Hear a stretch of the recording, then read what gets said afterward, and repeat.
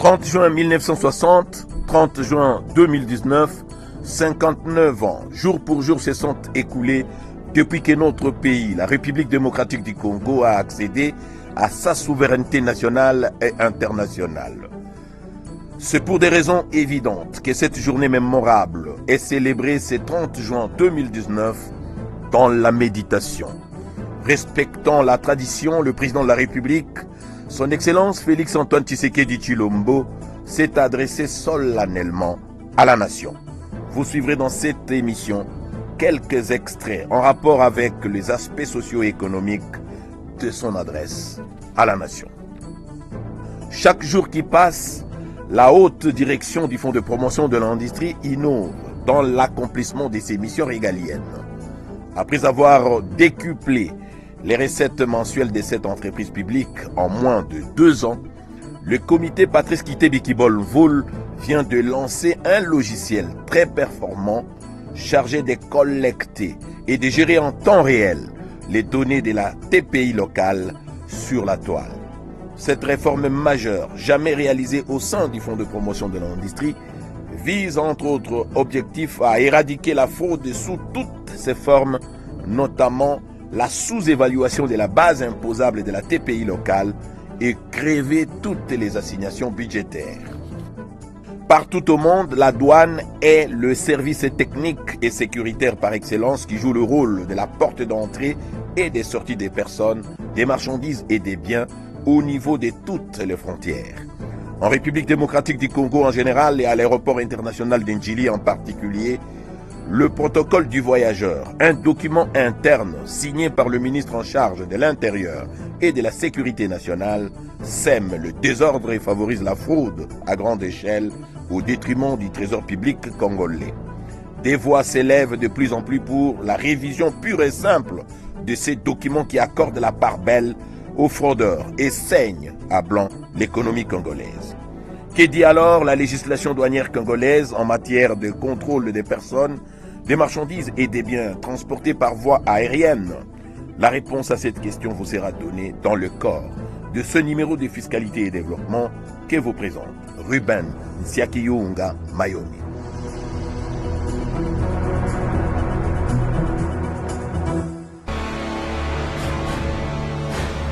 Agence Galaxy Media, la passion de développer la RDC. Bonne fête de l'indépendance à tous les Congolaises et Congolais, que vous soyez à l'étranger tout comme au pays. Cette émission est la vôtre. Madame, Messieurs, merci de prendre part à la grand-messe des finances publiques en République démocratique du Congo. Fiscalité et développement de ce jour s'ouvre par ce discours du chef de l'État à la nation à l'occasion de l'accession de notre pays à la souveraineté tant nationale qu'internationale.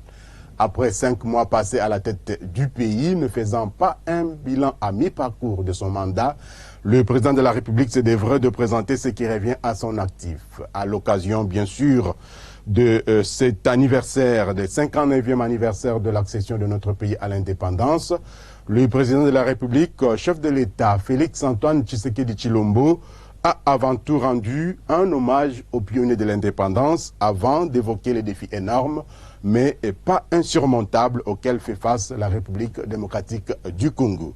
Il a lancé un vibrant appel aux groupes armés nationaux ou étrangers encore actifs et qui sèment la terreur, la désolation et l'insécurité dans certains coins de la République à déposer les armes. Le chef de l'État a également évoqué les aspects sociaux et économiques dans son discours à la nation. Je ne vous en dirai pas plus.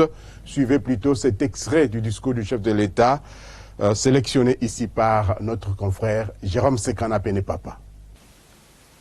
Chers compatriotes, en signe de solidarité avec nos compatriotes de Beni, Bunia, Mahagi, Djougou, Butembo, des villes environnantes et des autres contrées du pays touchées par l'insécurité, j'ai décidé de commémorer ce 30 juin dans la province de l'Ituri.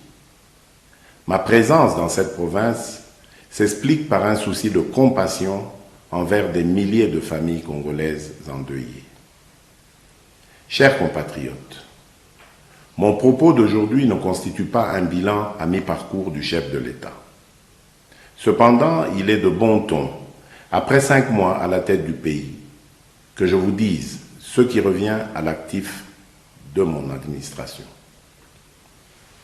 S'agissant du social, j'ai entrepris, dans le domaine de la santé, de mettre en œuvre des mesures qui produiront des effets bénéfiques à l'ensemble de la population à court terme. Ces mesures sont mises en place de manière progressive. Il en est ainsi de la gratuité des soins de santé au profit de nos hommes de troupe, ce qui constitue un prélude à la couverture maladie universelle que j'ai annoncée et à laquelle plusieurs partenaires extérieurs ont adhéré, promettant leur accompagnement. Dans le domaine des infrastructures, les travaux en cours sur l'étendue du territoire national, en particulier des routes et ponts d'intérêt général, démontrent ma détermination à favoriser l'intégration nationale et les échanges entre les provinces. Dans les centres urbains, la ville de Kinshasa a donné le ton avec des travaux d'aménagement, notamment des sauts de moutons, en vue de débarrasser la capitale de ces interminables embouteillages.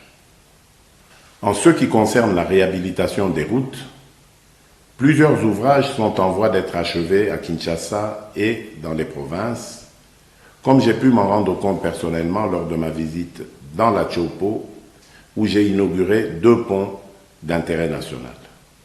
Des travaux de grande envergure ont été confiés à l'Office des routes dans toutes les 26 provinces et à l'Office des voiries et drainages en ce qui concerne Kinshasa et les principales villes du pays.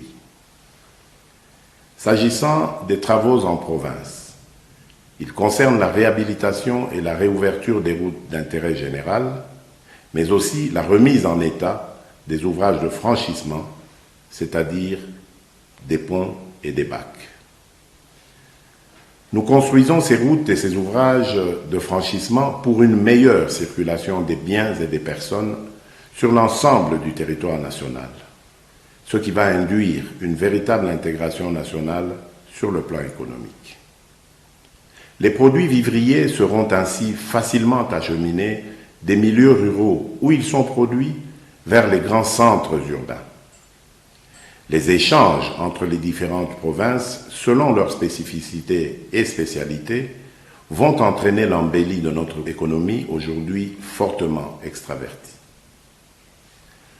Mon objectif à terme est d'assurer l'autosuffisance alimentaire à toutes les Congolaises et à tous les Congolais.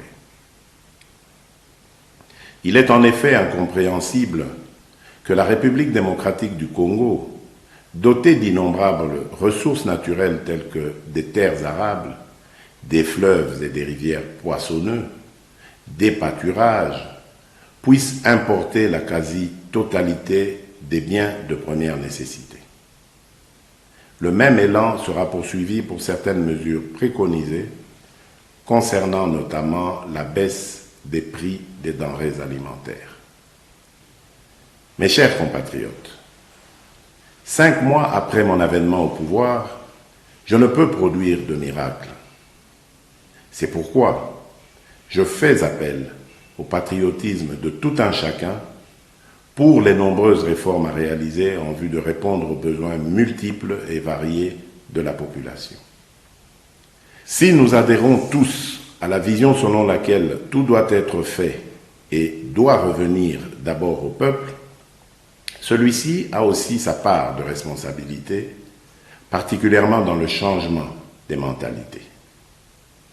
Dès lors, je vous exhorte tous à regarder dans la même direction. Notre pays ne pourrait qu'en retirer le plus grand bien. De nouvelles opportunités s'offriront aux Congolais. À la faveur de l'amélioration en cours du climat des affaires, la diversification de notre économie attirera de nouveaux investisseurs. Des emplois seront créés au profit des chômeurs et surtout de nos jeunes. Toujours sur ce chapitre de la diplomatie, je voudrais aussi souligner mon dernier passage à Washington, où j'ai eu des discussions avec la directrice générale du Fonds monétaire international. Ces discussions ont débouché sur une mission de cette institution à Kinshasa au titre de l'article 4. Le rapport de cette mission augure la reprise des programmes avec le FMI, qui est une bonne chose pour l'économie de notre pays. Avec la Banque africaine de développement, je voudrais d'emblée remercier le président de cette institution, mon frère Akinwumi Adesina. Au cours de nos échanges, il a clairement indiqué sa satisfaction concernant l'assainissement du cadre macroéconomique et a également promis le soutien de son institution aux différents projets de notre pays. Je voudrais aussi dire qu'au niveau de la Banque mondiale, je viens de recevoir à Lubumbashi le vice-président de cette institution financière internationale, avec qui nous avons partagé des vues communes sur la reprise de leur programme en République démocratique du Congo. Chers compatriotes, la lutte contre la corruption et pour la bonne administration de la justice sont des gages de bonne gouvernance. Sans une justice équitable, il est inutile de parler d'état de droit. La justice élève une nation, dit-on. Cette parole biblique doit nous inspirer dans notre quête d'une justice plus juste qui serait rendue par des juges intègres. Je prends l'engagement et réitère en tant que magistrat suprême mon vœu de nommer des hommes et des femmes intègres afin qu'ils redorent le blason terni de notre justice. Rendons-nous à présent au Fonds de promotion de l'industrie qui, dans le souci d'améliorer la qualité de ses services, l'établissement a inscrit parmi les réformes à réaliser dans son plan triennal 2018-2020 le développement du logiciel de déclaration en ligne de la taxe de promotion de l'industrie à l'intérieur, communément appelé TPI local. La présentation de ce logiciel aux représentants des entreprises assujetties à cette taxe a eu lieu le jeudi 27 juin 2019 au cercle Elaïs dans la commune de la Gombe. Fabien Lubuluba Kayaka et Fanfa Makitoudoma ont assisté à cette séance. Regardez.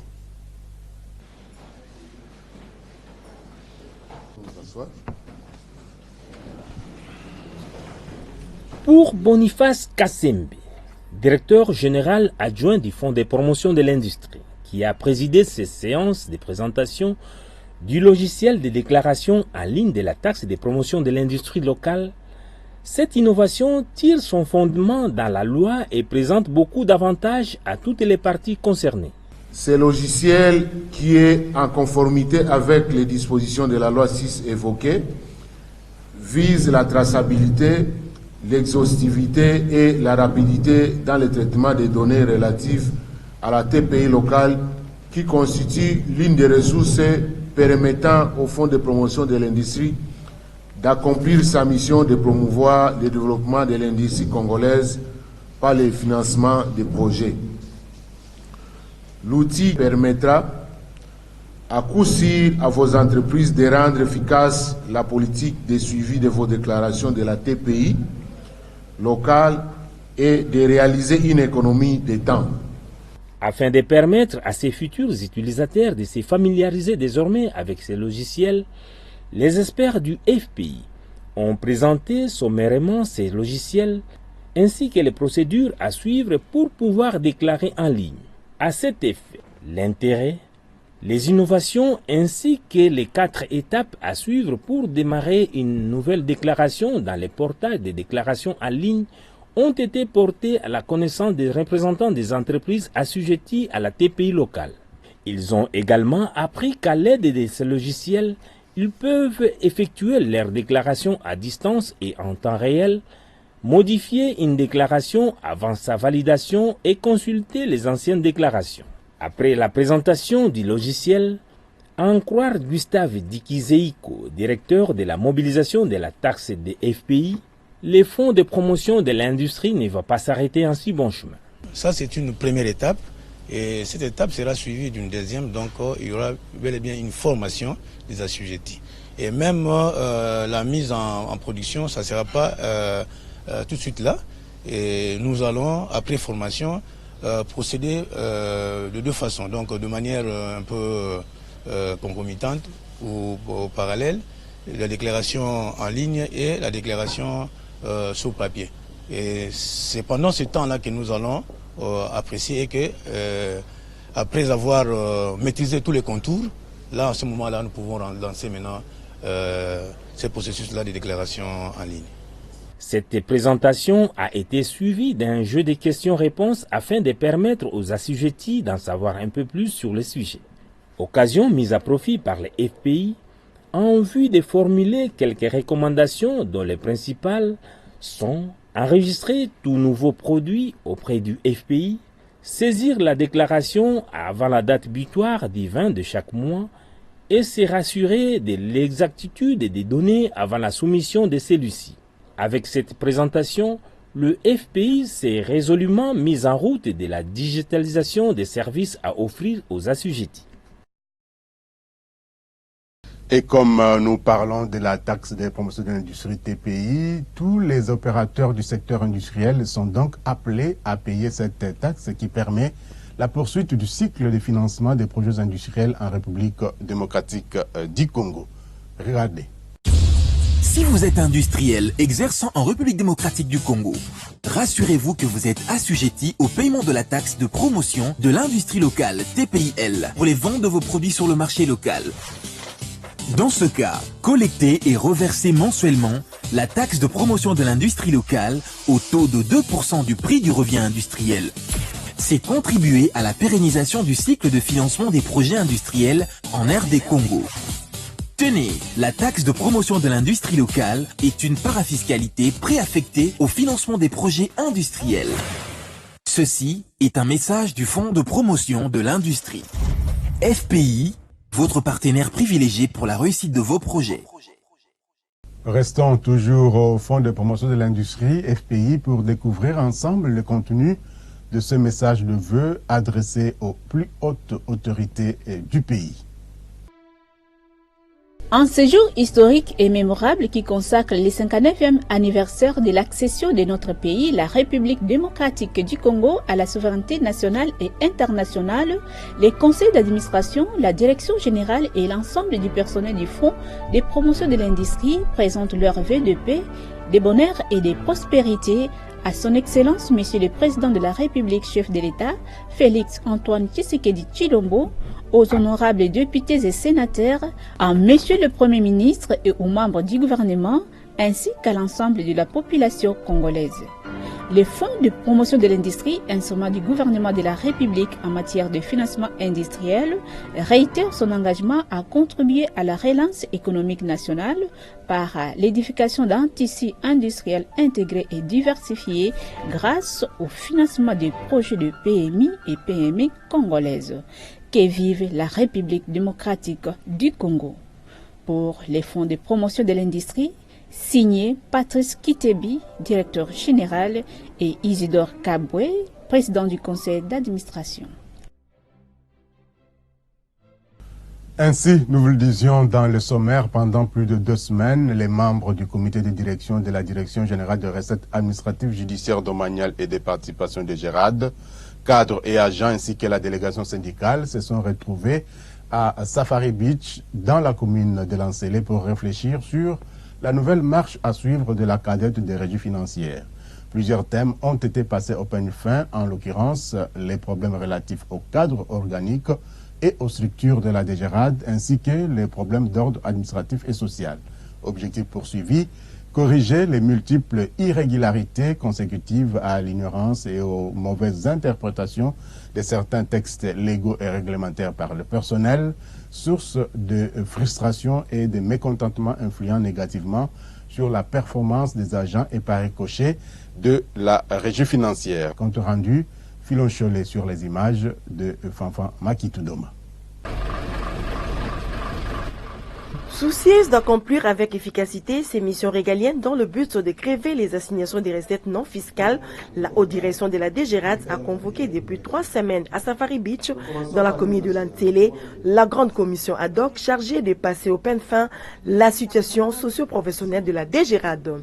C'est dans ce cadre que la patronne de la DGRAD, initiatrice de ces forums, Maggie Sambi Kikutwe, a conduit les directeurs provinciaux et centraux, chefs des bureaux et chefs des divisions, ainsi que le président syndicaux pour examiner sérieusement le problème socio- et administratif de cette régie.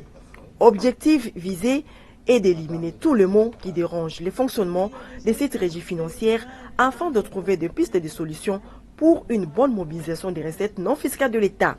En marge de ces assises, Madame la DG de la DGRAD a attiré l'attention particulière de ses interlocuteurs pour faire de cette régie une régie d'excellence. Moi, je crois que les conclusions d'ordre général doivent être inclusives. C'est-à-dire, si, par exemple, au Maniema, nous avons dit qu'il y a autant d'ATB qui doivent être régularisés, et les Katanga, nous prenons les tout, nous les retrouvons dans les mêmes... à la fin, que nous puissions avoir toutes les catégories, nonobstant, évidemment, les rapports sectoriels étant, mais dans les rapports définitifs, nous devons regrouper tous ces cas-là. Tous les temporaires, nous les avons dans les rapports sectoriels, mais nous devons les regrouper selon les catégories, les années, ainsi de suite, dans les rapports définitifs. Que nous soyons en mesure de dire que toute la DGRAD, tous ceux qui ont déjà été utilisés, et c'est là comment les principes vont nous départager. Ils ont été recrutés par qui, ils sont à combien, ils ont fait combien de temps. Tout cela doit être retrouvé de la manière la plus claire possible et dans les documents sectoriels et dans les documents définitifs, tous intégrés. Ces problèmes sont relatifs au cadre organique, aux structures de la DGRAD, d'ordre administratif et social, ainsi que ceux liés aux effectifs. C'est en vue de placer l'homme qu'il faut à la place qu'il faut. Prise en charge des agents à partir du recrutement jusqu'à la retraite. Et entre ces deux périodes, il y a des problèmes d'avancement en grade, il y a des problèmes de soins médicaux des agents, et ainsi de suite. Il y a tellement beaucoup de problèmes, mais nous sommes bien décidés à y arriver, et surtout la haute direction de la DGRAD est vraiment a fait la démonstration de la volonté qu'elle a pour que ce dossier-là finalement puisse trouver solution. On est obligé d'examiner parce qu'il y a des agents qui sont là dans leur cadre, dans leur grade de recrutement depuis 15 ans, mais ils ont évolué dans la carrière par rapport à la fonction. Mais par rapport au grade, parce que les grades sont confirmés par la fonction publique, par le ministère de la fonction publique, non pas la DGRAD. La DGRAD peut proposer, mais on a pris du retard pour régler tout cela, et donc nous sommes en retard. Donc il faut revoir, et cela concerne presque 90% d'agents de la DGRAD. L'atterrissage en douceur de ce forum est prévu pour la semaine prochaine. D'ores et déjà, les résolutions et recommandations de ces assises suscitent de grands espoirs, dont le chef des cadres et agents de la cadette des régies financières. De la DGRAD à la DGDA, il n'y a qu'un pas. Le Code des douanes donne à l'administration douanière congolaise tous les pouvoirs nécessaires pour assurer le contrôle des marchandises qui entrent et quittent le pays par voie aérienne. Cela pour lutter contre la fraude douanière et la corruption. Cependant, ces dispositions légales sont parfois violées par certains individus véreux habitués à la fraude dans certains postes frontaliers du pays, à l'instar des aéroports internationaux et en l'occurrence celui d'Ndjili. Ces individus ont institué un document intitulé le protocole du voyageur à l'aéroport d'Ndjili, un feuillet qui exclut la douane congolaise dans le processus de fouilles des bagages à main des passagers qui entrent ou sortent du pays. Conséquence, d'importantes sommes d'argent quittent le pays pour l'étranger sans le moindre contrôle de la Banque centrale du Congo, BCC, ou de la douane comme le prévoit le règlement en vigueur. Que dit justement le code des douanes concernant les marchandises qui entrent ou quittent le pays par voie aérienne? La réponse dans ces explications de Michel Wangilokwa. Le code des douanes est une loi spécifique qui donne à la douane et à elle seule le pouvoir de veiller au contrôle des contenus de toutes les marchandises transportées par les aéronefs qui entrent ou qui quittent le pays. L'article 99 stipule d'ailleurs que les aéronefs qui effectuent un parcours international doivent, pour franchir la frontière, suivre la route aérienne qui leur est imposée. Sauf en cas de force majeure dûment justifiée, ils ne peuvent se poser que sur les aéroports douaniers. Lorsqu'en cas de force majeure, l'aéronef est obligé d'atterrir dans un aéroport non douanier, le commandant est tenu de prendre les dispositions utiles pour éviter que le marchandise ne circule dans des conditions non autorisées et d'en informer la douane. L'article 100 dispose que les marchandises transportées par voies aériennes doivent être inscrites sur une déclaration de chargement signée par le commandant de l'aéronef. La déclaration de chargement doit mentionner le nom de la compagnie, le numéro et la date du vol, l'aéronef de départ, le numéro de lettre de transport aérien, le nombre de colis correspondant à chaque numéro de lettre de transport, la nature des marchandises, la liste des produits d'avitaillement. Plus explicite, l'article 101 indique que le commandant de l'aéronef doit présenter la déclaration de chargement aux agents de douane à la première réquisition. Il doit remettre ces documents au bureau de douane de l'aéronef dès l'arrivée de l'aéronef ou si celui-ci arrive avant l'ouverture du bureau, dès que cette ouverture avec en annexe les titres de transport qui, suivant les usages, accompagnent le marchandise. Le code des douanes reconnaît donc les aéroports internationaux comme aéroports douaniers par excellence, ce qui signifie que la douane doit être au cœur du circuit de tout processus d'entrée et de sortie des marchandises, y compris des bagages à main des voyageurs. Cependant, à l'aéroport d'Ndjili, ce document intitulé « Protocole du voyageur » a exclu la douane dans la fouille des bagages à main pour les voyageurs qui entrent ou qui quittent le pays. Conséquence, des millions de dollars américains en liquide non déclaré à la douane ni à la Banque centrale du Congo quittent frauduleusement le pays chaque mois, y compris les minéraux et autres espèces rares protégées par la législation nationale et les conventions internationales. En attendant la suppression de ces documents qui a érigé la corruption et la fraude en mode de gouvernance à l'aéroport international d'Ndjili, saignant à blanc l'économie du pays, le directeur général des douanes et axes de Ruguza Maguera est déterminé pour mettre fin à la fraude et à la corruption dans tous les postes frontaliers du pays. Avant de quitter la douane, découvrons ensemble ce message de vœux de la DGDA signé par son directeur général de Ruguza Maguera dans cette lecture de Geneviève Mizegele. À l'occasion de la célébration ce dimanche 30 juin 2019 du 59e anniversaire de l'accession de la République démocratique du Congo à la souveraineté nationale et internationale, la haute direction de la Direction générale des douanes et accès de GDA en sigle, ainsi que l'ensemble de son personnel, ont le réel plaisir de souhaiter une bonne et heureuse fête à son Excellence M. Félix Antoine Tshisekedi Tshilombo, président de la République, chef de l'État, à l'honorable présidente de l'Assemblée nationale, à l'honorable président du bureau provisoire du Sénat, à son Excellence Monsieur le Premier ministre, chef du gouvernement, aux honorables députés et sénateurs et au peuple congolais. La Direction générale des douanes et accès saisit cette occasion pour renouveler son engagement et sa détermination à accompagner les chefs de l'État ainsi que les gouvernements en redoublant ses efforts dans la mobilisation des recettes des douanes et accès nécessaires au développement et à l'amélioration des conditions sociales du peuple congolais. Signé le directeur général Deo Ruguza Maguera. Un autre message de vœux nous vient cette fois-ci de la Direction générale des impôts DGI. Priska Sekana nous en donne le contenu.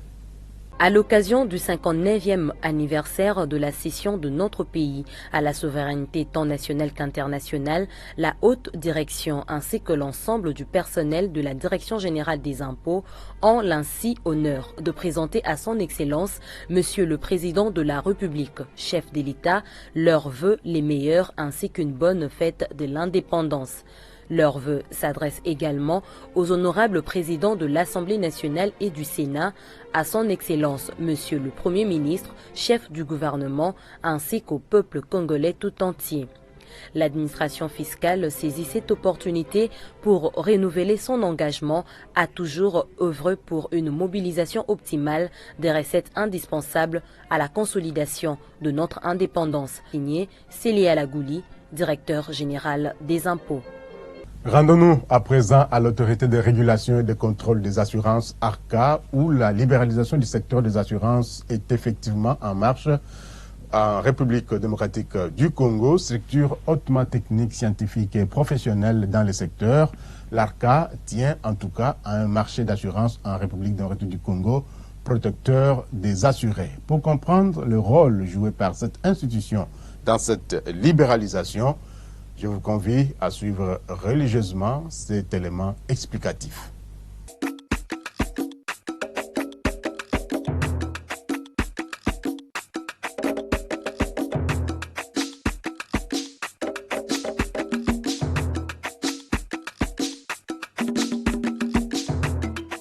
Bonjour.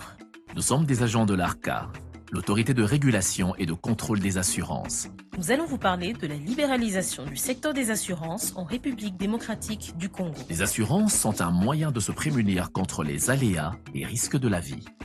Elles sont très nécessaires dans notre quotidien. Elles consistent à payer un montant de manière régulière, que l'on appelle prime, afin d'être dédommagé entièrement ou partiellement quand le sinistre arrive. Les assurances sont une source de financement pour notre économie. Le secteur des assurances a été récemment libéralisé dans notre pays et ce processus est géré par l'ARCA. Il faut savoir que l'histoire des assurances en RDC a connu 3 époques. Depuis l'époque coloniale, de nombreuses compagnies d'assurance étrangères existaient sur le territoire, mais les primes qu'elles percevaient étaient envoyées à l'extérieur du pays, ce qui n'a pas profité à notre économie. En 1966, notre pays a connu la nationalisation du secteur des assurances et la création de la SONAS, la Société nationale d'assurance, qui était la seule société d'assurance autorisée à opérer dans notre pays. Ce modèle avec monopole, n'étant plus adapté à notre situation socio-économique, c'est donc en 2015, plus de 50 ans après, que le marché a été libéralisé avec promulgation de la loi numéro 15/005 du 17 mars 2015 portant Code des assurances. La loi ou Code des assurances a prévu qu'une institution soit créée afin de conduire le processus de libéralisation et de mettre en place les conditions nécessaires au développement du marché libéralisé des assurances en RDC. C'est ainsi que fut créé l'ARCA par le décret numéro 16/001 du 26 janvier 2016. L'ARCA, Autorité de régulation et de contrôle des assurances, est un établissement public indépendant à caractère technique exerçant ses activités sur toute l'étendue du territoire national. Elle veille à la protection des droits des assurés, aux droits des bénéficiaires des contrats d'assurance. L'ARCA réglemente le marché des assurances et contrôle les sociétés d'assurance. L'ARCA veille aussi à la solidité des sociétés d'assurance et à leur capacité à honorer leurs engagements. L'ARCA est le conseiller du gouvernement de la RDC en matière de régulation et de contrôle du secteur des assurances. À ce titre, elle a non seulement pour mission de traiter toutes les questions liées aux assurances en RDC, mais aussi de piloter le processus de libéralisation à travers l'exécution du Code des assurances. Mais qu'appelons-nous la libéralisation ? Nous définissons la libéralisation du secteur des assurances en RDC par les 5 éléments suivants. Un nouveau cadre légal, le Code des assurances, une autorité pour la piloter, mais aussi pour réguler, contrôler, animer le marché, l'ARCA. La mise en place de mécanismes multisectoriels pour assurer le fonctionnement de ce nouveau marché concurrentiel. La mise en place de mécanismes de protection des assurés et des bénéficiaires des prestations d'assurance, l'introduction de nouveaux opérateurs d'assurance et la mise en conformité des opérateurs existants. Cela veut donc dire, nous avons de nouvelles sociétés d'assurance ? Oui, bien sûr. Le marché étant libéralisé, il est donc permis à des nouvelles sociétés d'assurance de venir opérer en RDC. C'est donc la responsabilité de l'ARCA de donner des autorisations aux nouvelles sociétés d'assurance qui veulent travailler en RDC après étude minutieuse de leur dossier. Ce nouveau marché donne donc le choix à la population congolaise, non seulement sur un nombre varié de sociétés d'assurance, mais une gamme élargie de produits et services d'assurance. La vision de l'ARCA est de faire du marché des assurances en RDC un marché dynamique, inclusif, équitable conforme aux standards internationaux. L'ARCA est le pilote de la libéralisation du secteur des assurances, l'arbitre du marché, pour que celui-ci profite réellement à notre population et à notre économie. L'ARCA est opérationnel et le marché est ouvert. Et puis la célébration du 59e anniversaire de l'accession de la République démocratique du Congo à la souveraineté tant nationale qu'internationale n'a pas laissé indifférents les autorités de l'ARCA qui adressent ce message de vœux aux hautes autorités du pays. Voici la teneur de ce message.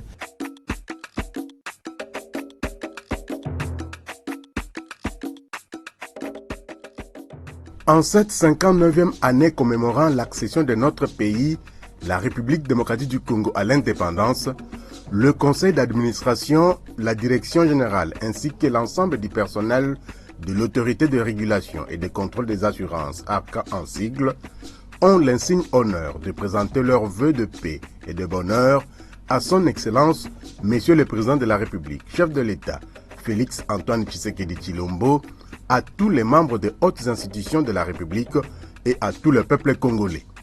Cette commémoration est le lieu de rendre des hommages mérités non seulement aux pères de l'indépendance, mais aussi à ceux de la démocratie pour leur combat héroïque qui a donné à notre nation sa dignité et la maîtrise de son destin. L'ARCA saisit cette opportunité pour vous assurer de son soutien et réitérer son engagement à apporter sa pierre à l'édifice à travers un secteur des assurances libéralisé, dynamique, inclusif et favorisant les investissements en République démocratique du Congo. Que Dieu Tout-Puissant bénisse la République démocratique du Congo, ainsi fait à Kinshasa le 30 juin 2019, Alain Kanine Dangalula, directeur général AI.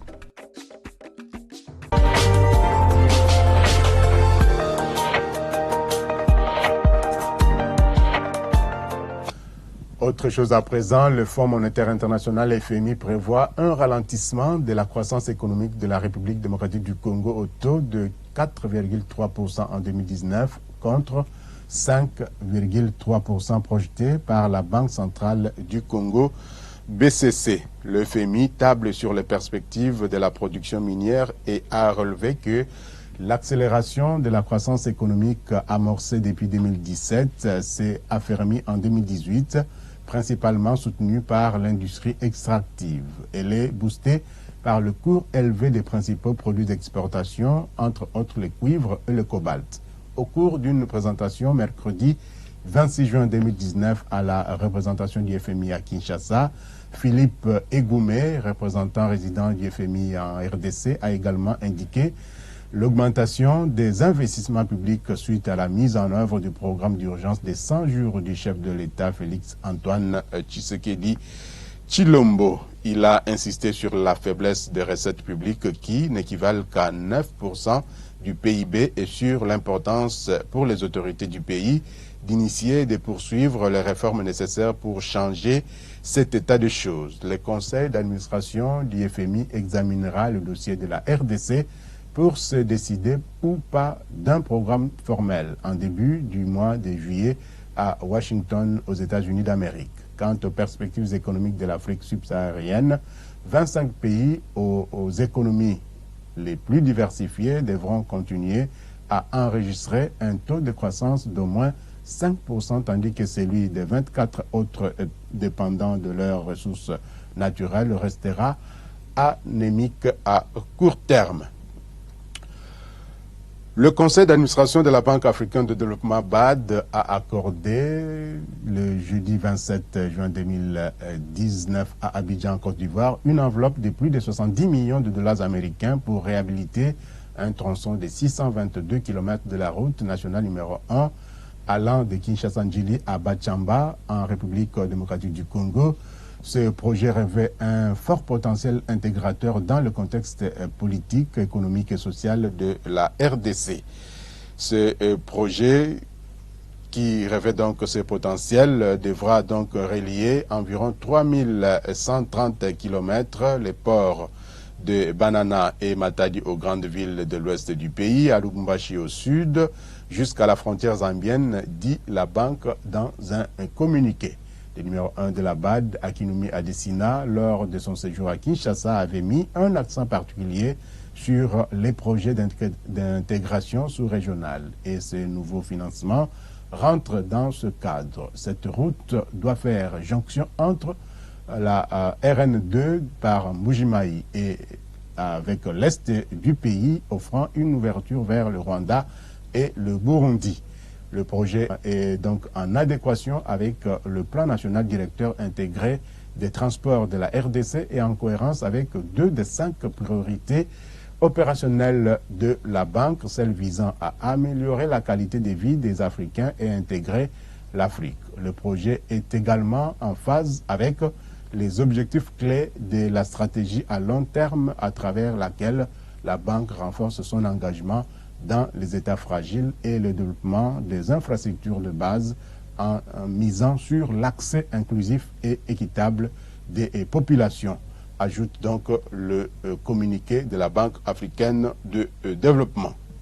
Quelles sont les tendances des prix des denrées alimentaires de grande consommation sur les principaux marchés de Kinshasa au samedi 29 juin 2019 ? Notre stagiaire Naomi Makwela nous donne la réponse dans ses récits de Priska Sekana.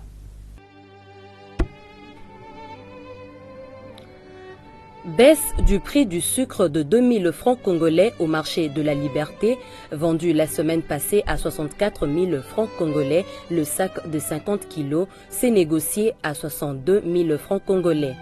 Baisse constatée également au marché central de Kinshasa, où le coût du sac de 50 kilos a chuté de 64 600 francs congolais à 61 000 francs congolais. Tendance baissière observée aussi au marché Zigida, où le prix du même produit a reculé de 65 000 francs congolais à 63 000 francs congolais, soit une baisse de 2 000 francs congolais et légère diminution du prix du sac de 50 kg du sucre de 64 800 francs congolais à 64 000 francs congolais au marché Gambela. Concernant l'huile végétale, la tendance de prix est aussi baissière sur le marché de Kinshasa. Au marché de la Liberté, les bidons de 5 litres vaut 11 100 francs congolais contre 13 300 francs congolais il y a 7 jours.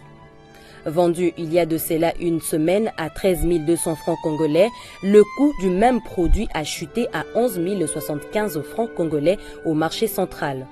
Au marché Zigida, le prix a baissé de 13 000 francs congolais à 12 500 francs congolais, soit une baisse de 500 francs congolais. Et enfin, au marché Gambela, le prix du bidon de 5 litres d'huile végétale a reculé de 13 400 francs congolais à 12 500 francs congolais. Concernant le poulet, la tendance de prix est haussière sur le principal grand marché de la capitale congolaise. Au marché de la Liberté, le prix d'un carton de poids 12 est passé des 53 500 francs congolais à 62 250 francs congolais. Au marché central, le coût a grimpé de 54 000 francs congolais à 56 000 francs congolais. Des 54 400 francs congolais à 62 850 francs congolais au marché Zigida. Et 53 000 francs congolais à 55 000 francs congolais au marché Gambela. Pour le riz, le sac de 25 kg a maintenu son prix à 33 300 francs congolais au marché de la Liberté, à 32 000 francs congolais au marché central, à 33 000 francs congolais au marché Zigida et à 34 000 francs congolais au marché Gambela. Terminons avec les haricots provenant de Goma qui a vu son prix du sac de 100 kg baisser au marché de la Liberté des 165 $ américains à 145 $ américains.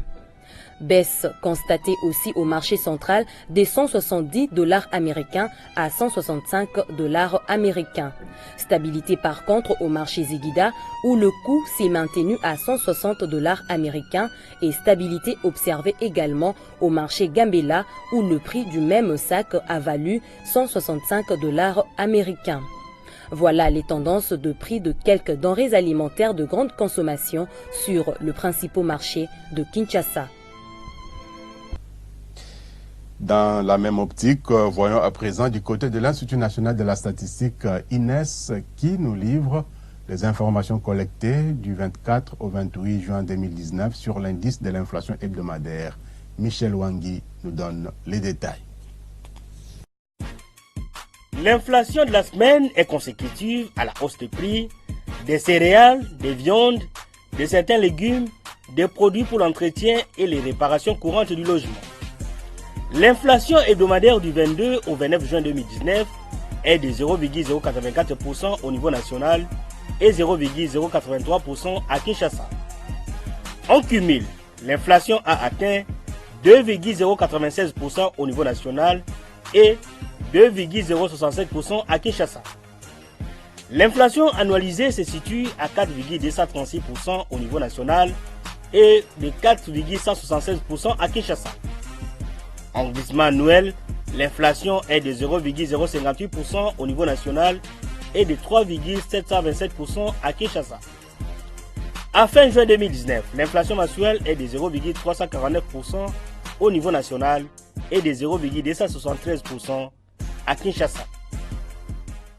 Santé de la devise nationale à présent sur le marché d'échange. Sachez que le taux officiel de la Banque centrale du Congo a indiqué vendredi 28 juin 2019 un dollar américain à 1644,89 francs congolais, 1 euro à 1843,10 francs congolais, un franc CFA à 2,80 francs congolais. Au samedi 29 juin 2019, au parallèle cette fois-ci, le taux était à 1640 francs congolais le dollar américain dans la majorité des communes de Kinshasa, la capitale, et à 1668 francs congolais le dollar précisément derrière l'immeuble Sabena au centre-ville de la capitale congolaise. À l'aéroport international d'Ndjili, le taux demeure inchangé depuis plusieurs mois maintenant à 1600 francs congolais et 1650 francs congolais dans plusieurs supermarchés de Kinshasa. À Luozi, dans la province du Congo central, le billet vert s'est négocié à 1600 francs congolais, 1650 francs congolais. C'est donc les taux observés à Mbandaka dans la province de l'Équateur. À Chikapa, nous sommes là dans le Kasaï. Le dollar américain pouvait s'obtenir à 1630 francs congolais et 1635 francs congolais à Kolwezi dans la province du Lualaba. À Kisangani, Singamwambe, dans la Chopo, la devise américaine s'est échangée à 1640 francs congolais. Et enfin, le pic du taux d'échange à l'intérieur du pays a été observé à Butembo, dans la province du Nord Kivu, où un dollar américain s'est négocié à 1650 francs congolais. Cours de matières premières à présent, volatilité des cours du brut sur le marché international. À Londres déjà, le baril s'est vendu à 66,51 dollars américains, soit une hausse de 0,27%. Baisse par contre de 1,74% à New York où le même baril a coûté 58,22 dollars américains. Côté produits miniers, la tonne du métal rouge, le cuivre donc, a affiché une baisse de 0,81%, se vendant à 5 976,50 dollars américains. Quoiqu'en dessous de 30 000 points, hausse de 2,57% de la tonne du cobalt qui a terminé la semaine à 28 720 points. L'once du métal jaune, l'or donc, de son côté, est en légère hausse de 0,26% pour se situer cette semaine à 1409,70 dollars américains. Pour les produits agricoles, la tonne du maïs est en forte baisse de 5,19%, c'est négociant à 519 dollars américains. Celle du riz s'est vendue à 11,28 dollars américains, en hausse de 2,50%. Le prix de la tonne du blé a chuté de 2,90% pour se situer à 528 dollars américains. La tonne du café, de son côté, a coûté 109 dollars américains, soit une hausse de 3,21%. Celle du cacao s'est vendue à 2425 dollars américains, en baisse de 1,46%. Et enfin, la tonne du coton a bouclé la semaine en baisse de 0,86%, se vendant à 66 dollars américains. Terminons cette émission avec le sport. La Direction générale des douanes et axes a organisé une marche de santé samedi 29 juin 2019 à Kinshasa, à la veille donc de la célébration de la journée de l'indépendance. Cette marche est allée de la gare centrale par le boulevard du 30 juin au rond-point Sosimat en passant par l'avenue Chaoumba. Le point de chute était l'espace Nyangwe dans la commune de Lingwala. Les marcheurs, une centaine de cadres et agents de la DGDA, ont remercié le directeur général des douanes et axes de Ruguza Maguera de l'initiative combien louable prise par la haute direction et ont exprimé leur satisfaction, comme vous le suivez d'ailleurs sur ces images. Jocelyn Baba et Céline Boumba, qui ont accompagné les marcheurs, douaniers marcheurs de la DGDA, ont interrogé le président de la commission sportive, le secrétaire et un inspecteur qui se sont exprimés à leur micro. Suivez. D'abord, nous remercions le directeur général d'avoir permis cette marche et nous remercions aussi la participation des agents et cadres de la douane parce que sans la santé, le travail est nul. Nous avions écrit au directeur général, nous avons proposé tant de manifestations. Nous allons commencer un tournoi de football qui va commencer d'ici dans un mois. Et nous comptons aller au Congo-Brazzaville pour jouer avec la douane brazzavilloise. Je peux commencer par remercier le directeur général, M. Deo Ruguza, qui par son amour du sport a voulu à ce que cette marche s'organise. Avec plus de 200 agents, vous voyez comment les agents ont marché sur une distance de plus de 15 km. Maintenant nous sommes au point de chute. Il nous a offert aussi quelque chose à boire. Donc c'est une bonne chose, nous le remercions et toute la haute hiérarchie de la DGDA. Je profite aussi de remercier les agents de la DGDA qui sont venus massivement pour participer à cette marche qui va contribuer à leur santé. Madame, Monsieur, la grand-messe des finances publiques en République démocratique du Congo est ainsi dite. Merci d'avoir pris part à cette émission. Et merci particulièrement à tous nos téléspectateurs de Wuppertal en Allemagne, Zurich en Suisse, Milan en Italie, mais aussi vous qui êtes au pays, à Lubumbashi dans les Hauts-Katanga et à Kolwezi, ainsi que partout ailleurs à travers le pays et à travers le monde. Fiscalité de développement reviendra bien sûr la semaine prochaine, toujours avec le même plaisir. Nous serons grés de vous retrouver. D'ici là, portez-vous bien. Merci à Priska Sekana, Peter Loma. Merci à Guilhem Zembe de Gonzac et à toute l'équipe qui a concouru à la réalisation de cette émission qui reviendra bien sûr, comme nous l'avions dit, la semaine prochaine. D'ici là, portez-vous bien et bonne suite des programmes sur votre chaîne. Au revoir et à très bientôt.